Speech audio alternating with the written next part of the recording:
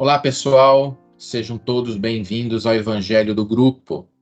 E que a paz do Senhor esteja com todos nós e que sejamos iluminados pelos ensinamentos do estudo de hoje. O tema do nosso bate-papo é sobre a nossa conexão com Deus e os seus chamados em nossas vidas. Todos os dias acordamos e vivemos as nossas vidas preocupados com as situações materiais do nosso cotidiano. Pela manhã, a preocupação é se estamos atrasados para o trabalho ou para a escola. Os compromissos, as responsabilidades, as vontades que povoam nossa cabeça, de forma que ignoramos por completo a grandiosidade da obra de Deus que está à nossa volta. Respiramos intuitivamente, sem nos dar conta da complexidade que é a formação da atmosfera e do nosso próprio organismo. Somos uma criação de Deus, e tudo que está à nossa volta também é. Vivemos conectados com as redes sociais, com as notícias, com as novidades, lançamentos de novos produtos, o que as pessoas estão fazendo ou deixando de fazer. Conectados com informações, com movimento, com arte, com música, olhando vídeos engraçados o dia todo. Tudo que é efêmero nos atrai, relaxa, nos entrete. Apesar de Deus estar dentro de nós, dificilmente achamos um tempo para conectarmos com Ele em nossa frequência. O que está à nossa volta nos absorve por completo e não conseguimos nos conectar com o nosso interior. As dificuldades da vida chegam para todos e é nessa hora que lembramos de Deus. E Ele sempre está lá, nos esperando, querendo falar conosco, nos ajudar. Mas se não fosse pelas dificuldades, talvez passássemos uma vida inteira sem lembrar dele. Mesmo que a sua criação esteja em cada detalhe da nossa vida e ao nosso redor. Por exemplo, todos os dias o sol nasce e se põe. Nessa maravilhosa criação, todos os dias se renovam em oportunidade para fazermos coisas que não conseguimos nos dias anteriores. O fracasso que muitas vezes damos excessivamente importância, ele serve apenas como aprendizado, porque a cada dia temos uma nova chance. É assim que Deus trabalha em nós, aos poucos, experiência após experiência, encarnação após encarnação. Nosso planeta é como se fosse uma escola, e a reencarnação como um período do ano escolar. Quando fazemos coisas boas, somos aprovados e seguimos em frente. Quando erramos, precisamos fazer novamente. É assim na escola e é assim também na vida. O plano reencarnatório de cada um deve atender simultaneamente os princípios de harmonia com as leis de Deus e com o nosso progresso espiritual. Os resgates que temos em cada reencarnação têm um único objetivo: reharmonizar as nossas atitudes, nossos erros de vidas anteriores, mas ao mesmo tempo adquirimos novos conhecimentos e novas conquistas espirituais a cada encarnação. Da mesma forma, quando um ciclo de vida se encerra, por uma imensa justiça e misericórdia, Deus nos dá a oportunidade de um recomeço. Aquela foi apenas uma etapa. Uma nova reencarnação será preparada, cheia de oportunidades, e aí, mais preparados, com os conhecimentos e experiências adquiridos, enfrentaremos uma nova jornada. E como em cada dia, uma nova oportunidade de fazermos as coisas que não conseguimos na vida anterior, novos aprendizados, é claro, que a lei de harmonia que o universo exige.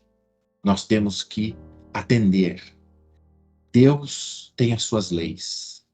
Tudo que ele criou coexiste em plena harmonia. Quando desequilibramos essa harmonia, é necessário um movimento, uma ação que faça com que nos coloque novamente alinhados com Deus e reequilibrados com essa harmonia universal. Assim também, o simples fato de desencarnarmos e reencarnarmos, ou seja, como se fosse sair de uma porta de uma vida e entrar na porta de uma próxima vida, não muda a nossa condição espiritual. Ninguém fica bom porque morre, ninguém tem algum prêmio especial por conta disso. Nós somos o que somos. A mesma condição espiritual que temos ao deixarmos a vida corpórea é a condição espiritual que entramos na vida espiritual. Ou seja, o ponto de partida é o mesmo de onde estávamos antes de desencarnar. Dessa forma, trazemos as nossas virtudes e defeitos da vida anterior, que se manifesta como se fosse um padrão de pensamento. Não entendemos bem porque Deus nos dá o véu do esquecimento, mas aquele padrão do tipo de pessoas que somos, dos nossos valores, daquilo que nos é caro, daquilo que temos dificuldade, continua presente. E meio que por instinto, esse padrão vai se revelando. O padrão de pensamento funciona como se fosse uma programação do nosso comportamento, que traz os traços das nossas existências anteriores e revela em cada ato da nossa nova vida o que somos, o que aprendemos e o que melhoramos em existências anteriores. Por exemplo, se temos medo de altura, vamos descobrir essa dificuldade quando formos expostos a essa situação. Se temos uma tendência à agressividade, ela também se manifestará nos momentos de contrariedade. A vaidade se mostrará nos primeiros momentos da vida, ainda na infância. O egoísmo em nossa forma de agir com os semelhantes. O orgulho na dificuldade de admitirmos os nossos erros. Assim também, as nossas heranças positivas, como a compaixão, o senso de justiça, valores morais que venhamos ter adquirido, também se manifestam como um cartão de visita em nossa nova existência e diz quem somos. Os chamados da vida nada mais são que os momentos de encontro, com os nossos karmas e dharmas, como dizem nossos irmãos indianos. Os karmas estão relacionados ao lado negativo, aos resgates, e o dharma ao lado positivo, às missões. Olhando pelo lado dos resgates, é importante refletir sobre como deve ser o nosso comportamento quando chegado o momento das provas. Por exemplo, se em uma vida anterior, aquele filho que foi rejeitado, que nós rejeitamos, e ele volta novamente ao nosso convívio, faltamos com o compromisso, mas agora nós temos a oportunidade de reharmonizarmos com esse passado. Qual será a nossa reação diante dele? Qual será a nossa atitude? Os traços, a lembrança do sofrimento daquele convívio, tudo estará presente. Esse é um chamado da vida. E o nosso padrão de pensamento fará com que aquela dúvida volte, como no momento derradeiro da vida anterior, que tomamos uma atitude errada. Mas os sofrimentos pelas consequências do passado, a preparação que tivemos no plano espiritual para estarmos mais fortes antes dessa reencarnação, a ligação magnética que temos com aquele ser, tudo isso nos impulsionará o desejo de fazermos uma escolha diferente. Mas ainda assim, o livre-arbítrio, sempre ele. Teremos a nossa própria decisão diante desse fato. E isso determinará o nosso futuro e o futuro desse ser que encarnou conosco. Caso venhamos a errar novamente, será necessário esperar as condições para uma nova reencarnação de ambos no futuro. Talvez demore mais de 200 anos para isso ser possível, e independentemente das aquisições espirituais de cada um, há necessidade de harmonização dessas almas, e segundo as leis de Deus, não há como prosseguir se o que está fora do lugar não for colocado no lugar novamente. Os chamados da vida relacionados aos resgates são como notas promissórias com vencimento pré-determinado. São como contas de luz, de água, de cartão de crédito, que após serem usados, precisam ser pagos. E todo mundo sabe o que ocorre quando não pagamos as nossas dívidas em dias. São acrescidos juros e correção monetária. Portanto, a fuga, ou a desistência, ou a reincidência no erro, é a pior escolha que podemos fazer para esse tipo de chamado. Pelo lado do Dharma, os chamados cumprem os objetivos da evolução individual, mas também das missões para contribuirmos na obra de Deus. Os chamados da evolução individual são condutas que o Evangelho de Jesus nos exorta a ter. O esforço para vencermos as nossas más tendências. A aquisição dos bens espirituais que não são perecíveis. A prática do amor verdadeiro e da caridade despretensiosa. Para isso, Deus tem uma forma peculiar de fazer os seus chamados. Será através das situações mais inusitadas da vida e através de pessoas muito improváveis. Ele usará a dificuldade como uma professora fiel e enérgica. Ele fará com que precisemos usar a nossa inteligência e todas as nossas faculdades que possuímos. Ele abrirá portas, nos dará oportunidades de trabalho, mas isso exigirá a atenção e a percepção de nossa parte. Ele colocará em nosso caminho pessoas que precisarão de ajuda e dos dons que possuímos. Mestres nos ensinarão, protetores que nos protegerão. Exigirá o nosso esforço, nos fará duvidar, nos fará suplicar, mas nunca nos abandonará. Os seus chamados têm o objetivo de fazer-nos sair do lugar, sair do comodismo, e dará oportunidade de ascensão e que teremos que aproveitar. Gostaria de exemplificar um pouco sobre os chamados da vida, lembrando a parábola dos trabalhadores da vinha, que se encontra no Evangelho de Mateus, no capítulo 20, de 1 a 16. E diz essa parábola: Pois o reino dos céus é semelhante a um proprietário que saiu de madrugada a assalariar trabalhadores para a sua vinha. Feito com os trabalhadores o ajuste de 1 denário por dia, mandou-os para a sua vinha. Tendo saído cerca da hora terceira, viu estarem outros na praça, desocupados, e disse-lhes: Ide também vós para a minha vinha, e vos darei o que for justo. E eles foram. Saiu outra vez, acerca da hora sexta e nona, e fez o mesmo. Cerca da 1ª hora, saiu e achou outros, que lá estavam, e perguntou-lhes: Por que estáis aqui todo o dia desocupados? E eles responderam: Porque ninguém nos assalariou. Então lhes disse: Ide também vós à minha vinha. À tarde, disse o dono da vinha a seu administrador: Chama os trabalhadores e paga-lhes o salário, começando pelos últimos e acabando pelos primeiros.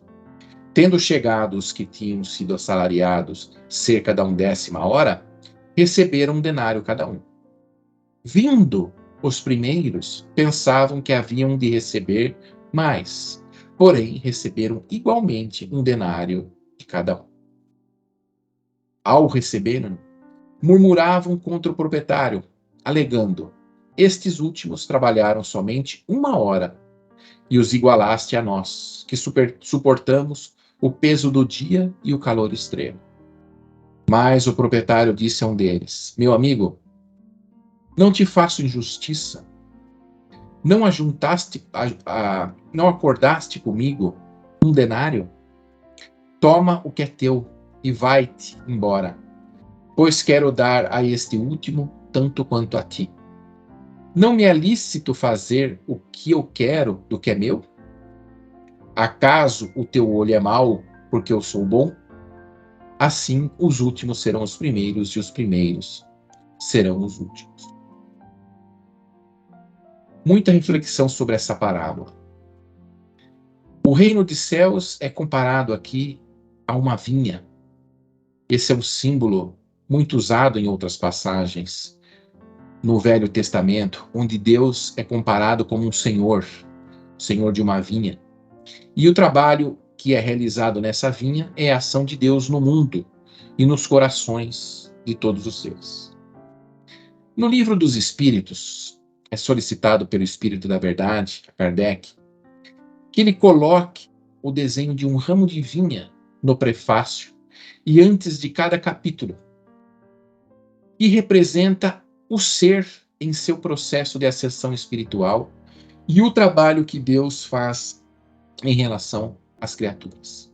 Então, nesse caso, a vinha são as pessoas.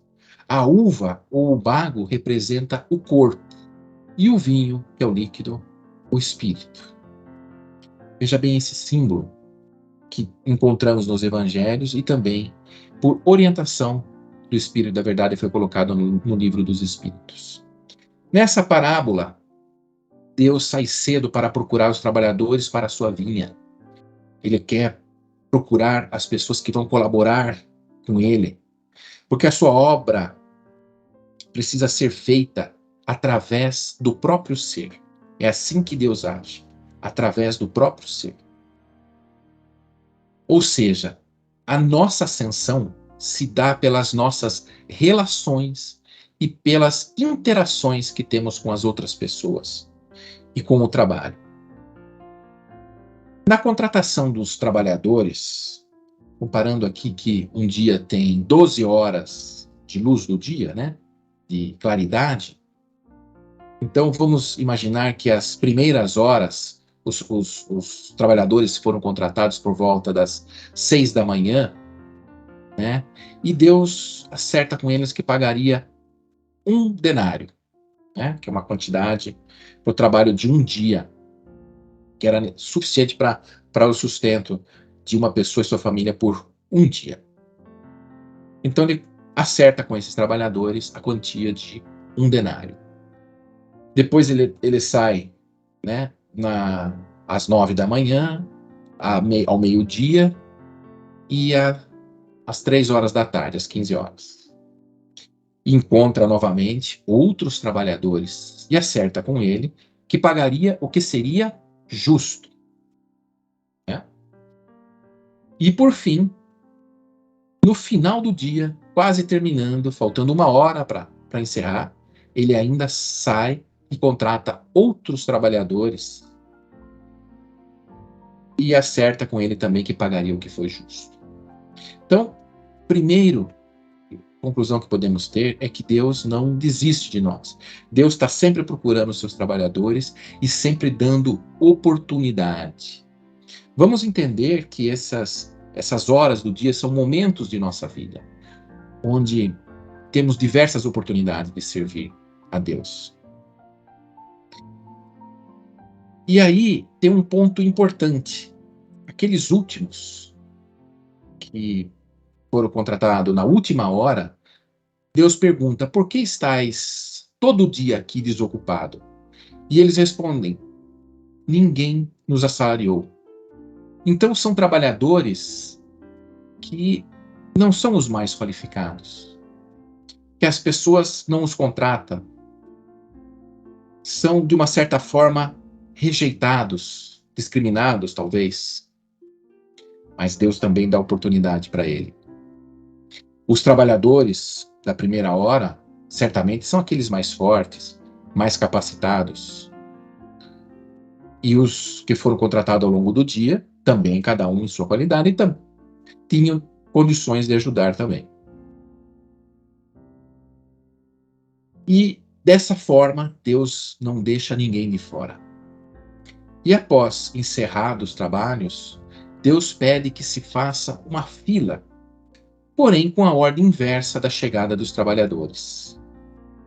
Então ele paga igualmente um denário a todos que trabalharam em sua vida. E aí temos que entender a Deus. Os trabalhadores da primeira hora se revoltam, questionam a atitude de Deus, dizendo que eles tinham trabalhado mais que os outros, portanto deveriam receber mais. Quando Deus os vê pagar um denário àqueles que tinham chegado por último, eles ficam ansiosos, imaginando que iriam receber mais. Porém, não é o que acontece. E eles reclamam e questionam a atitude de Deus. E na parábola, Deus fala assim: meu amigo, não te faço injustiça. Não acordaste comigo um denário pelo dia de trabalho? Toma o que é teu, vai-te embora. Pois eu quero dar a este último como a ti. Não me é lícito fazer o que eu quero com o que é meu? Acaso teu olho é mau porque eu sou bom? Para Deus não é a quantidade de horas trabalhadas, mas a qualidade do trabalho. É o amor que o ser dedica ao trabalho em sua seara. Quando Deus pede que se faça uma fila na ordem inversa, ele deseja recompensar primeiro aquele que se esforçou mais. Mas também ele quer incentivar, porque eram pessoas normalmente discriminadas, rejeitadas. E ao pagar um denário para cada trabalhador, ele mostra que perante a Deus somos todos iguais. Gozamos dele o mesmo amor, a mesma atenção, e ele nos ajudará de forma igual.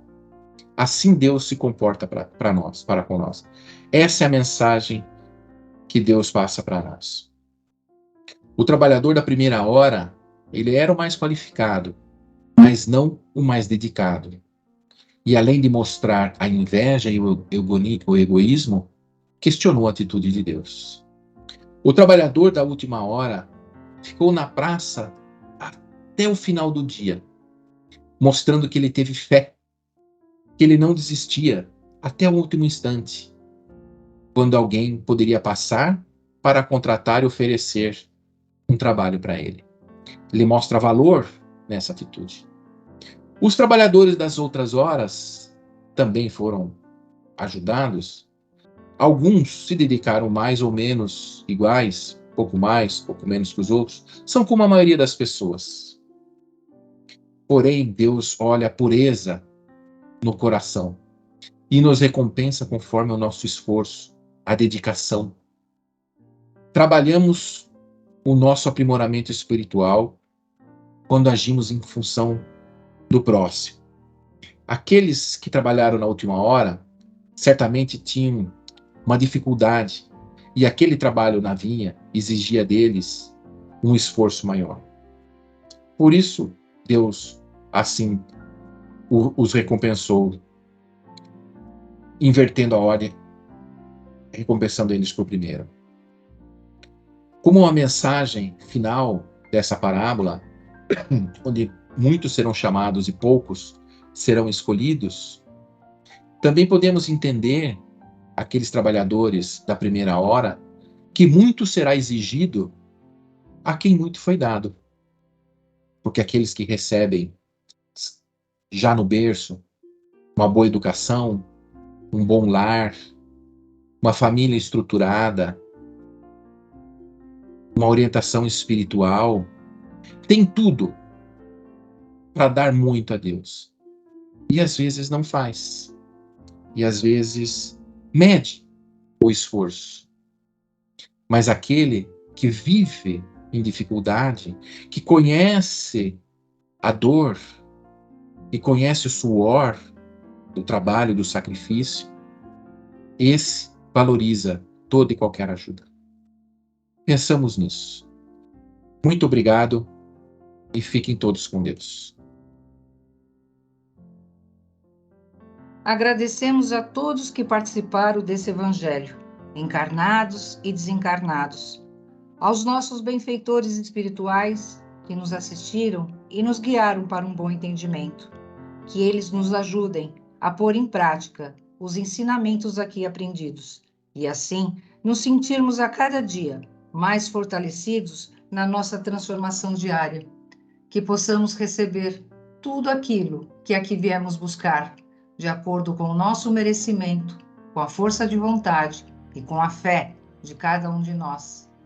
Elevemos os nossos pensamentos a Deus, a Jesus e a toda espiritualidade, e com muita paz vamos iniciar o momento do passe. E vamos, neste instante, elevar o nosso pensamento até o Divino Mestre Jesus, rogando a Ele que possamos ser envolvidos numa luz de amor e paz, que essa luz possa trazer o equilíbrio no nosso corpo físico, em todos os nossos chakras e centros de força. Que essa luz entre pelos nossos lares, limpando, queimando, transmutando, retirando toda e qualquer negatividade que possa haver. Que a luz de Deus e de Jesus tome conta de todo o planeta Terra. Que a luz de Deus e de Jesus envolva os nossos vizinhos, a todo o nosso quarteirão, a toda a nossa cidade. Que a luz de Deus e de Jesus esteja com todos os nossos governantes, para que eles façam o melhor pelo povo. Que a luz de Deus e de Jesus possa, neste instante, ir a todos os orfanatos, clínicas de dependentes químicos, clínicas de repouso. Que a luz de Deus e de Jesus chegue aos lares onde esteja havendo conflitos e desavenças. Que a luz de Deus e de Jesus se faça presente em todos os lares daqueles que neste instante se encontram em desespero. Que a luz de Deus e de Jesus entre por todos os quartos dos hospitais, auxiliando a todos que ali se encontrem, de acordo com a fé, o merecimento de cada um. Que a luz de Deus e de Jesus possa estar conosco durante a nossa noite de sono e que possamos receber das equipes de Dr. Bezerra de Menezes a cura física, mental e espiritual. Que possamos receber também das equipes de Dr. Bezerra de Menezes a fluidificação de nossas águas. Rogamos também, ó Pai, por todos os nossos entes queridos, encarnados e desencarnados, que não estão presentes conosco neste instante, que eles recebam a luz de Deus e de Jesus. E por tudo quanto recebemos, só podemos agradecer. Pai nosso que estais no céu, santificado seja o vosso nome. Venha a nós o vosso reino. Que seja feita a vossa vontade aqui na terra como no céu. E o pão nosso de cada dia dai-nos hoje.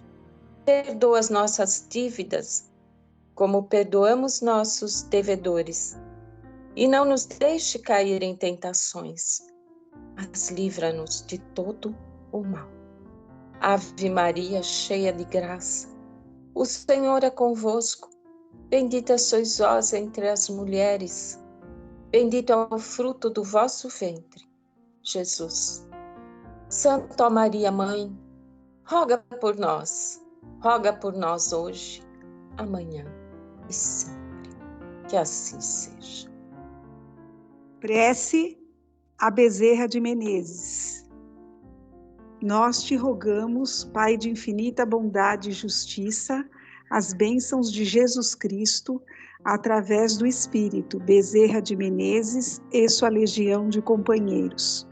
Que eles nos assistam, Senhor, consolando os aflitos, curando os que se tornem merecedores, confortando aqueles que têm provas e expiações por passar, esclarecendo aos que desejam obter conhecimento espiritual e assistindo a todos os que apelem para o teu infinito amor.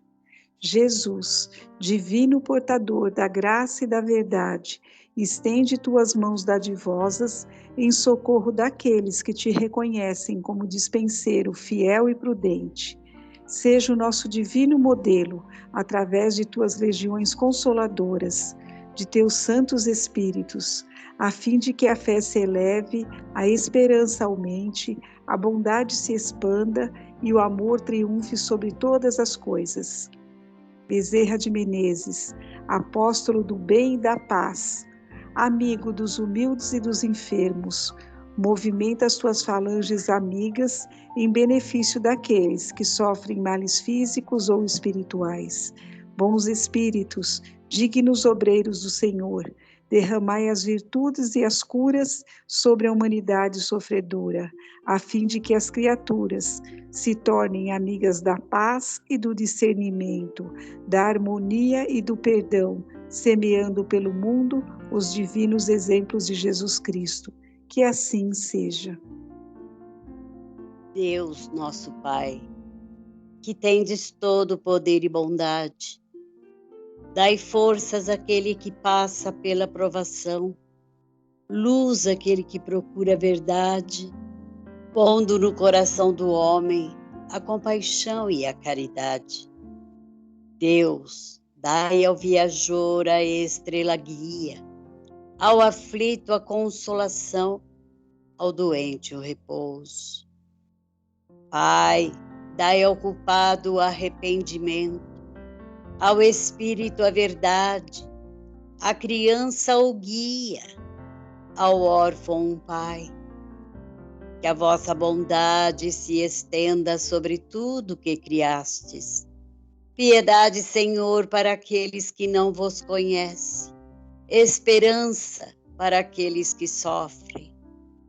Permita aos espíritos consoladores derramarem por toda parte a paz, a esperança e a fé. Um raio, uma centelha do vosso amor pode abrasar a terra. Deixai-nos beber na fonte desta bondade fecunda e infinita, e todas as lágrimas secarão, todas as dores se acalmarão, e um só coração, um só pensamento subirá até vós, como um grito de reconhecimento e de amor. Como Moisés sobre a montanha, nós vos esperamos com os braços abertos. Ó poder, ó bondade, ó beleza, ó perfeição. E queremos de alguma sorte alcançar a vossa misericórdia. Deus, dai-nos força para ajudar o progresso, a fim de subirmos até vós. Dai-nos a caridade pura, dai-nos a fé e a razão, dai-nos a simplicidade, que fará de nossas almas o espelho onde se deve refletir a vossa doce e sublime imagem. E assim seja.